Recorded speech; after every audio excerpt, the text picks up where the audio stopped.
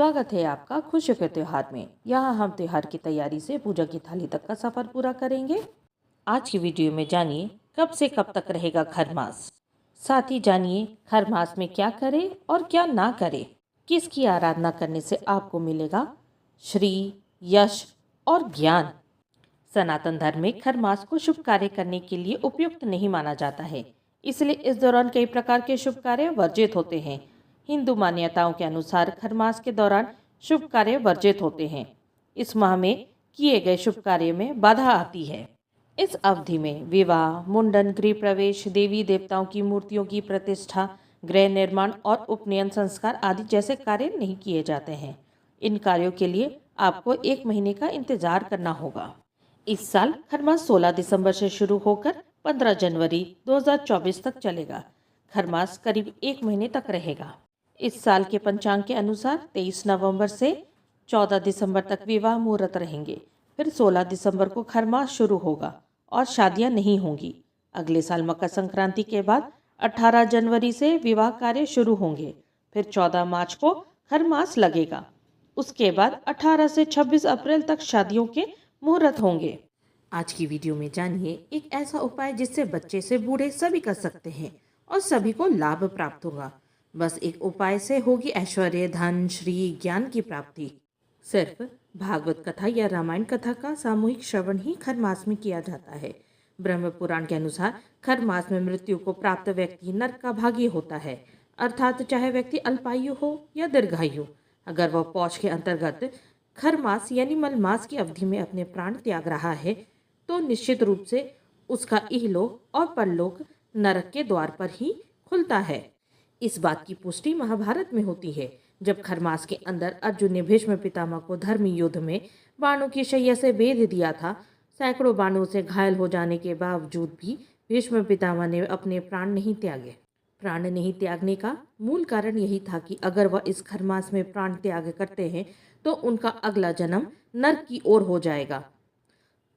इसी कारण उन्होंने अर्जुन से पुनः एक ऐसा तीर चलाने के लिए कहा जो उनका सिर पर बिध होकर तकिए का काम करे। इस प्रकार से भीष्म पितामह पूरे खरमास के अंदर अर्धमृतावस्था में प्राणों की शैया पर लेटे रहे। और जब सौर माघ मास की मकर संक्रांति आई, उसके बाद शुक्ल पक्ष की एकादशी को उन्होंने अपने प्राणों का त्याग किया। इसलिए कहा गया है कि माघ मास की देह त्याग से व्यक्ति सीधा स्वर्ग का भागी होता है। खरमास को खरमास कहने के पीछे भी पौराणिक कथा है। खर का तात्पर्य गधे से है। मार्कंडेय पुराण के अनुसार सूर्य अपने 7 घोड़ों यानी रश्मियों के सहारे इस सृष्टि की यात्रा करते हैं। परिक्रमा के दौरान सूर्य को एक क्षण भी रुकने और धीमा होने का अधिकार नहीं है, लेकिन अनवरत यात्रा के कारण सूर्य के 7 घोड़े हेमंत ऋतु में थककर एक तालाब के निकट रुक जाते हैं ताकि पानी पी सके। सूर्य को अपने दायित्व बोध याद आ जाता है कि वह रुक नहीं सकते, चाहे घोड़ा थककर भले ही रुक जाए। यात्रा को अनवरत जारी रखने के लिए तथा सृष्टि पर संकट नहीं आए, इसलिए भगवान भास्कर तालाब के समीप खड़े 2 गधों को रथ में जोतकर यात्रा को जारी रखते हैं। गधे अपनी मंद गति से पूरे पौष मास में ब्रह्मांड की यात्रा करते रहे। इस कारण सूर्य का तेज बहुत कमजोर हो धरती पर प्रकट होता है। मकर संक्रांति के दिन पुनः सूर्यदेव अपने घोड़ों को रथ में जोतते हैं, तब उनकी यात्रा पुनः रफ्तार पकड़ लेती है। इसके बाद धरती पर सूर्य का तेजोमय प्रकाश बढ़ने लगता है। इस मास में हेमंत ऋतु होने से ठंड अधिक होती है। धर्म ग्रंथों के अनुसार इस मास में भग नाम सूर्य की उपासना करनी चाहिए। ऐसी मान्यता है कि पौष मास में भगवान भास्कर 11,000 रश्मियों के साथ तपकर सर्दी से राहत देते हैं। इनका वर्ण रक्त के समान है।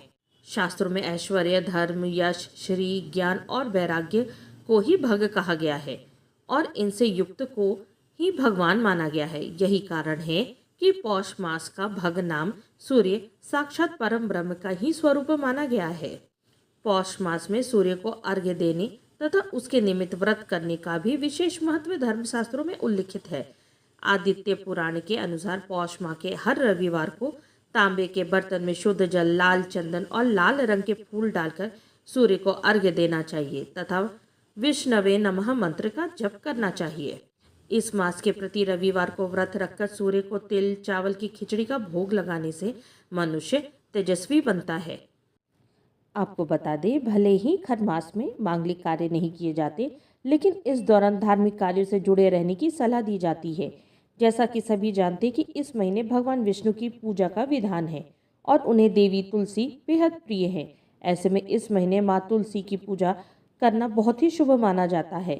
कहा जाता है जो लोग ग्रह दोष या फिर दरिद्रता की समस्या से लगातार जूझ रहे हैं तो उन्हें देवी के समक्ष घी का दिया अवश्य जलाना चाहिए।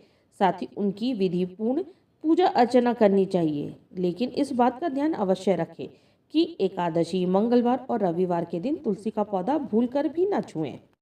अगर आपको ये वीडियो पसंद आई हो तो हमें लाइक करें, कमेंट करें, साथ ही सब्सक्राइब भी करें और बेल नोटिफाई करना ना भूलें। इससे हमारे आने वाले वीडियो की नोटिफिकेशन आप तक सबसे पहले पहुंचेगी। यहाँ तक बने रहने के लिए आप सबका धन्यवाद। जय माता दी।